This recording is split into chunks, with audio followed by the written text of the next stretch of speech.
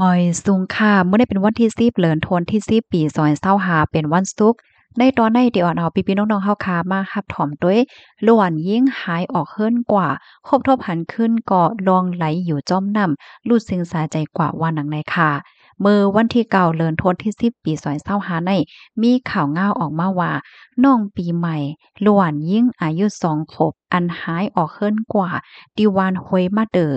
เอิ่งเว้งจื้อเว้งป่าเป่าเจตวนเก้งหายตั้งแต่เมื่อกลางเจ้าวันที่8เดือนธันวาคมที่10ตีป่นมานั่นตั้งฝ่ายผู้ใหญ่ก้นลงวานเนี่ยก็เลยเอาเอ็นเฮียงก้นวานหมอก3ปากก็และฝ่ายจอยเทียมออกจ้อมหาตั้งวันก้วยกะว่าอ่ำครบทบเนี่ยค่ะเพราะว่าฮอดถึงมากลางเจ้าวันที่9เดือนธันวาคม10ปี2025ในจังออนกันหาเที่ยงกำนึงในอ้อม ลุงของน้องอ่อนลาดในว่าเมื่อพ้องที่น้องอ่อนหายกว่านั่นเป็นพ้องที่ลุงนอนหลับอยู่ก้อยกาก้นวานเขาในกอฮู้ข่าวในกอมอกเตงวันเจ้าไหนเหย้าเนี่ยค่ะย้อนเปว่าเมื่อแต่มันแน่ลุงตื่นมาอย่าอำหันล้านในกอจ้อมหานั่นน่ะเพราะว่าหามหันเหย้าในก็เลยกว่าย้อนตั้งจอยเทียมให้ก้นวานจ้อมจอยออกหาน้องอ่อนให้ไหนอ้อม ก้นวานเขามาเจอเนี่ยก็มีลองทางเทิมนั่นขนาดเฮาว่าเดมีก้นอ่อนน้องอ่อนกว่าหือก็เพราะว่าน้องอ่อนในอายุจังหามี2ขวบกุ้ยไปกว่าหั้งก็เหลียวได้ก็เป็นไรโยกว่าไกแน่มเป็นไรโยเนี่ยมันก็ว่าเฮ็ดไหนค่ะเพราะว่าพอถึงมาวันที่เก้าเดือนธันวาคมปี2025ข้าวยามมอก9โมงไป10นิดในค่ะตั้งฝ่ายจอยเทียมเขาเนี่ยก็ไล่คบทบหันโตน้องอ่อนก็ในค่ะเนาะ ติดข้างอยู่ดีกิ่งไม้กลางน้ำแม่ปุ้นเนี่ยในก็จะเป็นหางวานค่ะเนาะที่หางวานห่างไกลกันดังเฮิรนน้องอ่อนในม็อก2 กิโลเมตรเฮ็ดจังได๋คะอ้อเพราะว่าญาติพี่น้องไลฮู้ไลหันจังแนวก็อโลเป็นอันมองอกมองใจได้แต่ว่าวานั่นค่ะน่ะผมมีปนพรเขาเนี่ยก็ตึกเดทัดด้วยอยู่ค่ะเนาะว่าน้องอ่อนในเฮ็ดหือ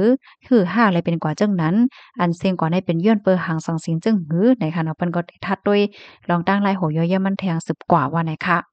เกี่ยวกับไปลองในค่ะเนาะก้นวันก้อนหนึ่งได้เป็นก้อนลาดว่าลูกอ่อนในมันแต่ก้อนเล็กหนาน่ะมันไปฮู้หังไหนค่ะเนาะบางป้องบางไรก็ไปกว่าไปมาไปกว่าเล่นน้ำไปกว่าจำน้ำเหี่ยวก็สั่งถกน้ำหำเจียวเหี่ยวก็ลงไหลกว่าจ้อมน้ำก็จังเป็นไรกำนั้นแลภไลดีมีลูกมีล้างมีลูกมีหลานไหนก็อย่าไปปันขัดสายตาเสกำ เพในใครเป็นมากก็กำหนึ่งก้อยเฮ็ดเนี่ยเนาะอ๋อค่ะข้อมูลตอนนี้ค่ะเนี่ยก็เลยปึงอิงมาที่ห้องการข่าวโหนกระแสเลยเตรียมต่างไว้ในอ้อพี่น้องค่ะรับถอมยอหันถึงจังหือพองข่าวโหนในค่ะเฮาหันเอาก็เป็นใจมลีได้แต่ค่ะนะใจคอมลีจ้อมแต่นะคะอ้อก็ขย้อนให้พี่น้องค่ะจอยกันสืบเปิ้นแพ่แชร์กว่าค่ะนะภายดีมีลูกมีหลานค่ะเนาะก็คัดใจด้วยลูกหลานตัวเจ้าเกาหลีลีค่ะ บางปอมังไรในนอนหลับกว่าห้าอำนั้นก็ก่อเฮ็ดสังสิ่งสิมีอยู่เมียวๆในโพดไรค่ะลูกเนาะหลวงในเตเรียนกว่าที่นั่นที่ในห้าเพราะว่าเฮิรนจำนำจำหังในก็แค้นหลีเลยฟังเหย้าเฮ็ดแหน่เนาะมื้อเหลียวในอันหลีเลยฟังแทงได้ห่ำก้นอันล้อมมาล้อมเอาล้วนกว่าเลยจังได๋ก็ห่ำไรฟังป้าเนาะพี่น้องเนาะอ๋อค่ะย้อนให้อยู่เลยกินวันในรถเพกันกูก็ค่ะอ้อใหม่ทรงค่ะน้องอ่อนในตาสลับข้าวไว้ให้ค่ะนะพี่น้องค่ะในข่าวได้เตรียมไว้ว่าเป็นน้องอ่อน เจ้าโม่งเนี่ยไหนคะอ๋อเนี่ยนะอ๋อค่ะเหมยทรงค่ะ